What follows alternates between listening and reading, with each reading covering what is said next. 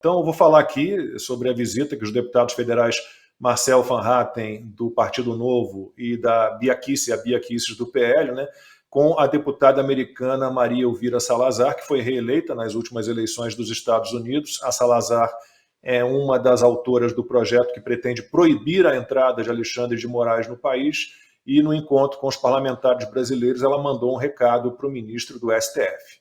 Olá pessoal, estamos aqui na Câmara dos Deputados dos Estados Unidos para visitar uma série de parlamentares e, nesse caso, além de agradecer a deputada Maria Elvira Salazar, que vocês conhecem,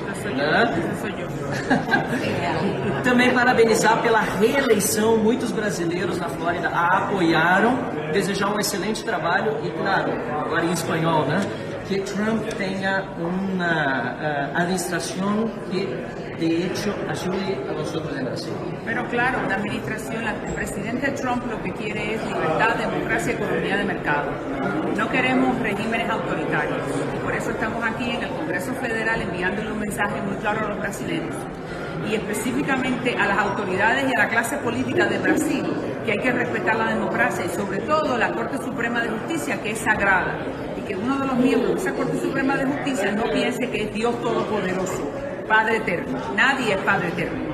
La gente lo eligió y tiene que seguir las leyes de Brasil.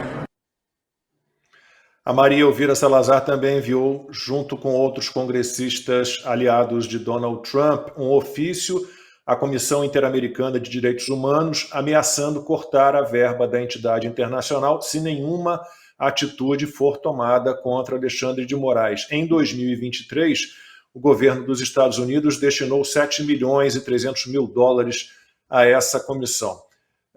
Deputado, o Brasil do PT e o Brasil do STF têm motivos para preocupação, não só com Donald Trump na presidência, com o secretariado que ele está montando, mas com a maioria republicana na Câmara dos Deputados e no Senado? Sem sombra de dúvidas. Inclusive as matérias que saíram na imprensa falando que em reunião de ministros do STF eles davam risada sobre a possibilidade de perda de visto, essas matérias já saíram e começaram a entrar matérias um pouco mais fidedignas, realmente mostrando o que pode acontecer. Ainda é raro no Brasil você ter um meio de comunicação que trate com seriedade, por exemplo, essas nomeações do governo Trump. Mas como eu falei aqui, não é só no governo Trump. Está aí uma prova, na Câmara dos Deputados, Maria Elvira Salazar, junto com o deputado Marcel Van Hatten, com a Bia Kicis, né, mostrando que continua a pressão, continua o relacionamento, e para desespero da esquerda, porque apenas eles conseguiam internacionalmente serem bem articulados, à base de muito dinheiro público, à base de muita corrupção, de Porto de Mariel em Cuba, metrô em Caracas, para financiar essa movimentação toda, mas para desespero deles, agora nós estamos no mesmo caminho. Eu falo, né, no passado, quando eu saía do Brasil, muita gente vinha na rede social me dar pancada, falar, tá gastando dinheiro, cadê você aqui no Brasil, etc. Mas hoje eles reconhecem o valor desse trabalho. E a gente não tem somente a Câmara, tem também o Senado. Essa cooperação ela vai aumentar. E diga-se de passagem, não vou dar spoiler porque envolve o nome de outras pessoas, mas teve gente pela primeira vez fazendo evento de fundraising. Fundraising, gente, é muito comum nos Estados Unidos, os jantares, para você arrecadar recursos para uma campanha eleitoral. Teve evento de fundraising organizado por brasileiro para a deputada Maria Elvira Salazar, né? Ela que já antes de qualquer coisa, já abria as portas do seu gabinete, porque o foco dela, ela diz que a missão de vida dela é lutar pelas liberdades, não só do povo cubano, que ela é descendente de cubanos, igual o senador Marco Rubio, e na internet está cheio de fotos deles juntos, né? Mas também de toda a América Latina. Essas pessoas vão aumentar a cooperação com o Brasil. Todos os deputados que apoiaram a causa brasileira contra a censura, contra os presos políticos, e aqui eu cito, né, o Chris Smith, Maria Elvira Salazar, o senador Rick Scott, o Richard McCormick, Marjorie Taylor Greene e vários outros que têm se unido para fazer esse tipo de ação, para cobrar da OEA um posicionamento, porque a OEA são nossos servidores, tal qual os servidores públicos servem ao povo brasileiro, a OEA serve a nós que somos brasileiros também, porque é dinheiro do nosso imposto suado que está lá. Eles não fazem favor nenhum ao analisar os casos. Por exemplo, a gente foi lá ano passado, 2023, e já tinha se passado mais de um ano de um caso, por exemplo, da deputada Carla Zambelli, em que ela tinha pedido para ser analisado na OEA, e a OEA sequer tinha feito um parecer sobre a admissibilidade do processo dela. E ela já não poderia mais ir aos Estados Unidos porque perdeu o passaporte. Até quando a gente vai esperar, né, e conversar de maneira educada? Quando nós estivermos presos? Então a OEA tem que sim que ser colocada no seu devido lugar, que é o lugar de trabalhar. Então o governo Trump vem em boa hora, essa é a cooperação internacional que a gente espera.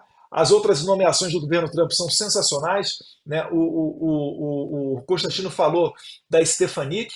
A Stefanik, ela que tem uma bandeira contra o Hamas, a favor de Israel, muito grande, muito forte. Não vejo o Lula mais tão confortável para ficar por aí falando bem do Hamas, ou o Celso Amorim, que prefaciou livro a favor de Hamas, ele por aí com tanta mais tranquilidade, tal qual a Ana Paula Henkel falou, tranquilidade para receber navio de guerra iraniano, que já é sancionado pelo governo dos Estados Unidos.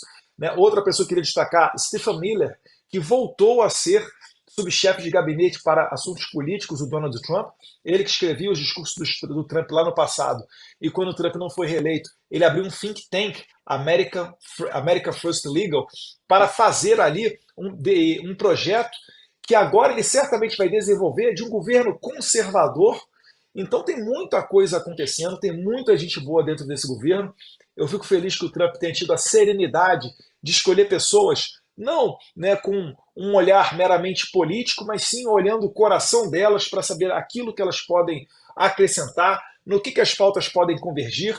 Constantino falou do Bob Kennedy Jr., né, que é sobrinho do falecido, assassinado presidente Kennedy, do Partido Democrata, mas a gente poderia citar ainda a Ivanka Trump, filha do Trump, que já doou dinheiro, sabe para quem? Para Kamala Harris, na campanha para Procuradora-Geral do Estado da Califórnia em 2014. Ou do seu marido Jared Kushner, que é a pessoa responsável por redesenhar o Oriente Médio, que estava por trás dos acordos de Abraão, que normalizou as relações de Israel com Bahrein, Emirados Árabes, Marrocos, dentre outros países, já fez doação para o Partido Democrata.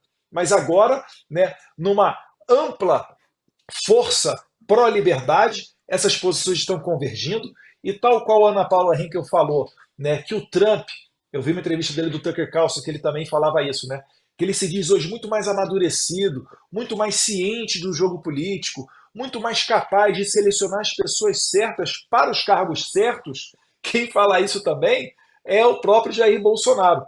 Eu acho até que hoje, dentre, além das nomeações, o que ele teria um trato diferenciado seria até mesmo com a imprensa ou com a parte da comunicação. Deus queira, esses bons tempos de liberdade também sobrem por aqui.